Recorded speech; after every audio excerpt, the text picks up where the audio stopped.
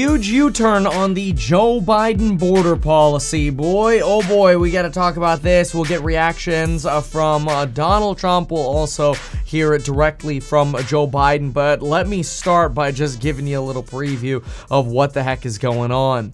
Donald Trump used a very specific clause when he was president to prevent asylum seekers from crossing the border and getting asylum. That specific clause has to do with Section 212F of the Immigration and Nationality Act. It basically gives the authority to the president to stop people from being able to seek asylum. Now, multiple courts back when Donald Trump used that on the federal level found that to be illegal, even though the United States Supreme Court found Donald Trump's travel ban to be legal. And so Joe Biden, even though he's been arguing for years that America is a nation of immigrants, has now decided to implement the same policy as Donald Trump with a slight revision.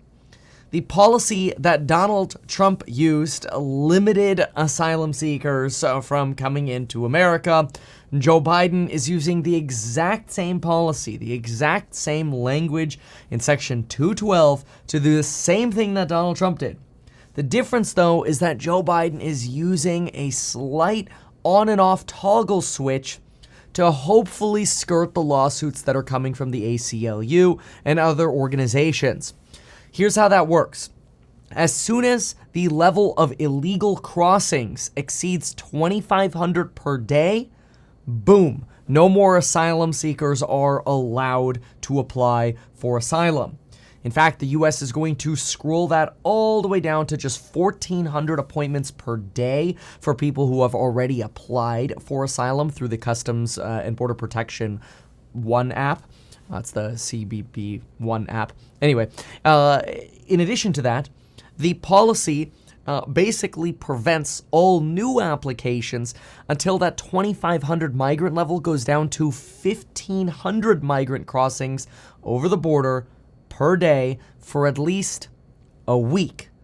Problem is, it's been like 4,300 a day, every single day, for many weeks already. So we're well in excess of 2 to 3-ish X the level that would actually allow asylum seekers to apply for asylum again. Now, there are some questions, such as, will this actually do anything? Well, that has some problems with it. See, technically, if you're already here as a migrant, this doesn't remove you as a migrant. And remember that any migrant who's already applied or has temporary protective status also wouldn't be prevented from staying in America. Then there's an even larger issue. Deporting Mexicans and Central Americans from, well, countries like Guatemala and Honduras is generally deemed to be relatively simple, per the Wall Street Journal. However, Venezuela, countries in Africa, and countries in Asia, they say they have a quota, and they'll only take back a certain amount of illegal border crossers into America. And so then America can't really send them to anywhere, so they might still just release them into the United States. So the effectiveness of this policy without the conjunction of, let's say, stricter border security like a border wall is unclear. And remember, on day one, when Joe Biden took office, he issued a termination of the federal emergency that authorized funding for Donald Trump's border wall. He also paused deportations for 100 days on day one and suspended remain in Mexico, where you have to stay in Mexico while you wait for your asylum if you applied through a Mexican point of entry between Mexico and the United States.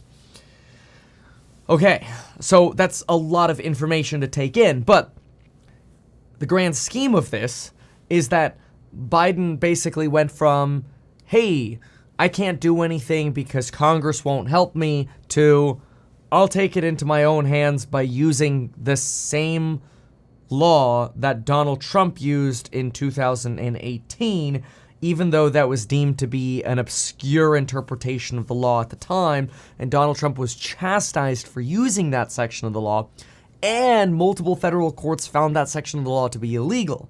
Now, Biden thinks that his use of the law is different because of that on and off toggle, that 1500 level, which we're probably not going to hit that 1500 level for quite a while, which basically means as of probably 12:01 a.m. Wednesday morning, so tomorrow morning, the border is effectively sealed to asylum seekers and illegal border crossers because they would effectively be eligible for deportation if they're caught after crossing the border. Unless, of course, there's a humanitarian issue like being from Venezuela, a country in Africa, or a certain country in Asia where it's nearly impossible to deport the people back to anyway, in which case they could just continue to come into the United States. So it's kind of one step forward, but you need like 10 steps forward on border policy to actually make a dent here.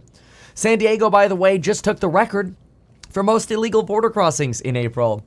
It was El Paso, Texas, but last month in April, which is now 2 months ago, El Paso, Texas hit 30,393 crossings. San Diego beat that by like 20 to 30% at 37,370 border crossings.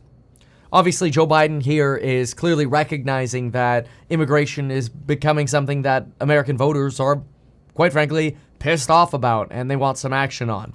So Joe Biden says he is taking action. You'll hear him in just a moment say that as I play it. Speaker Mike Johnson said, 120 days ago, Joe Biden said, "I've done all I can to fix the border crisis." Today, he announced an executive action using the same authority he denied having. If he was actually concerned about our wide open border, he would have acted a long time ago. This is what Speaker Johnson says. A lot of Democrats are saying, hopefully this is just the first of many steps in the right direction. There is something worth noting before we play the Donald Trump clips and Joe Biden clips, is what is this going to do to jobs? I want you to think about this for a moment. In September of 2023, Biden issued I call it the Venezuela policy, which was really the asylum policy. And basically, there were about 240,000 Venezuelans in the country with temporary protective status, and another 400,000 that had just come over. And all of them were basically given renewed temporary protective status for at least another 18 months. Now, temporary protective status is interesting because it actually allows you to work legally in the United States, even though you're technically an illegal migrant who has now sought asylum. So you have 660, roughly, probably more, thousand Venezuelans who potentially could have all entered the workforce. Now, what's fascinating about that is we've seen, on average, between 240 to 250,000 job gains in our payrolls reports every month over the last 6 to 12 months. And in April, we had about 175,000 jobs created.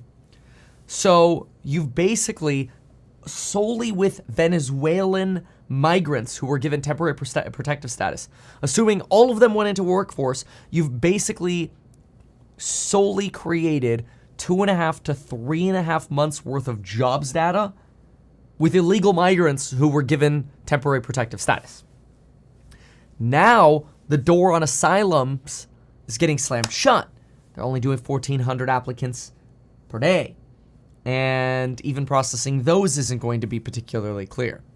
Is it possible now that as Joe Biden tightens border policy, we might actually start seeing the unemployment numbers start skyrocketing and the job gains numbers start plummeting, which would lead a lot of folks to believe, oh my gosh, our U.S. economy is going into a recession. That's not good. Consider, for example, what happened with the JOLTS data this morning.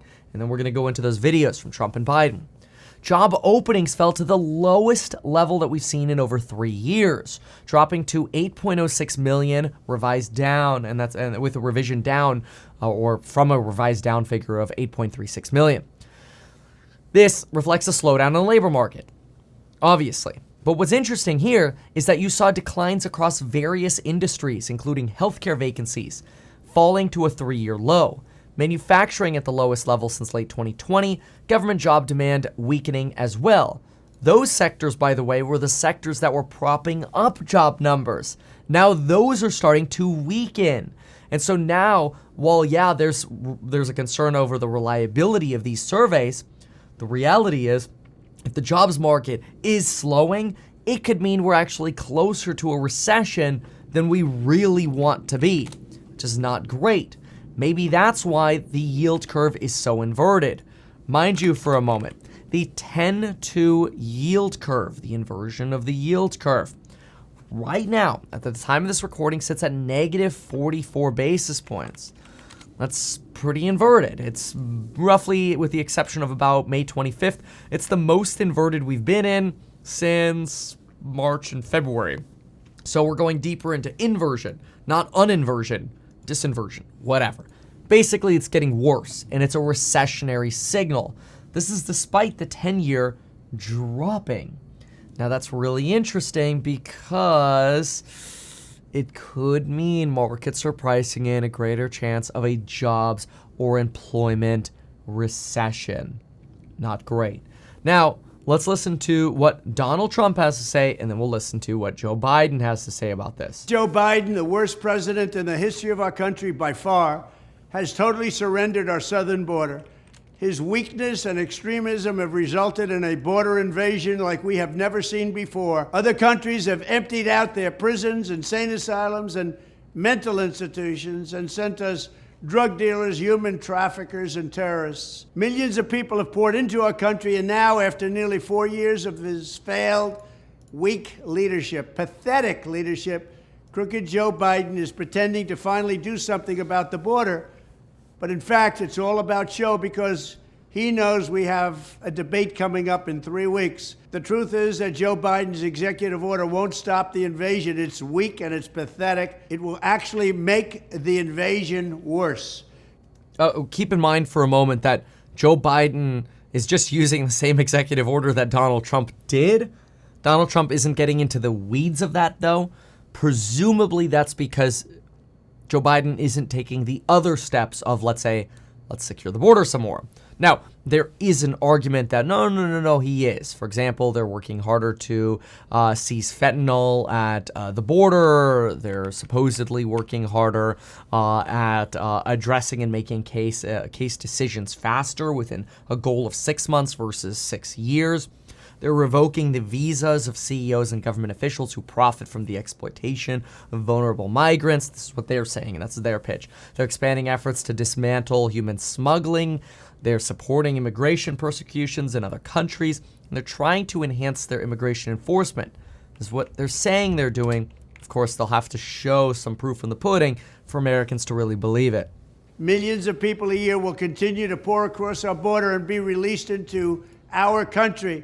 And we recently learned Biden is secretly granting mass amnesty to hundreds of thousands of these illegal aliens, along with welfare, government benefits, work permits, and jobs. He's not doing that, however, for our veterans. He's not doing that for our homeless.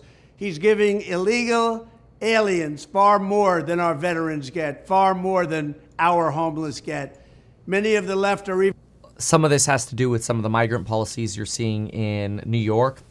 There's actually a story running today in Zero Hedge that there are now 20% of New York City hotels that have been converted into migrant shelters. Keep in mind that New York is also providing cash to certain migrants who are in Manhattan or parts of New York.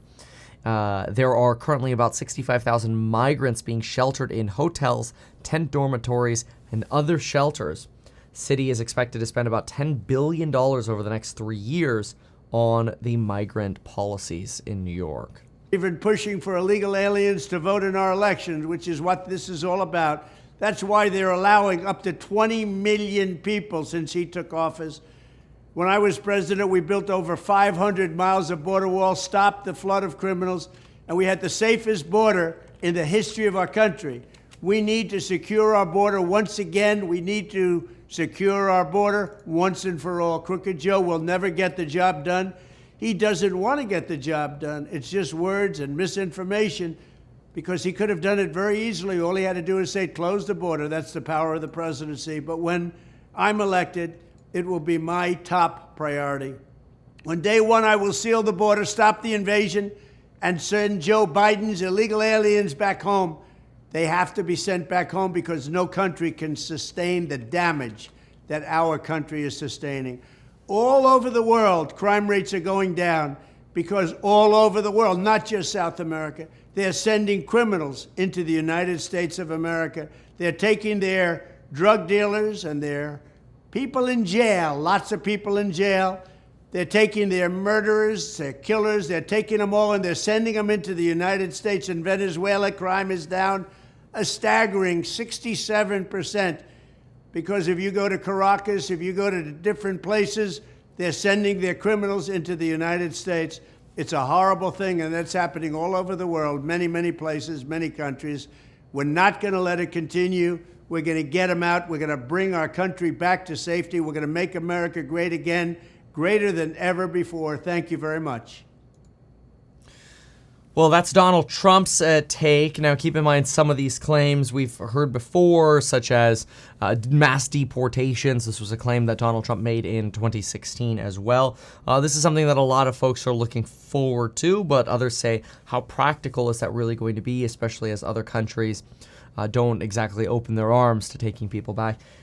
It's a huge human crisis, let's just put it that way. But it's obvious that what's happening at the border has long been an issue, and it continues to be an issue. Let's listen to Biden's POV. Neither do the American people.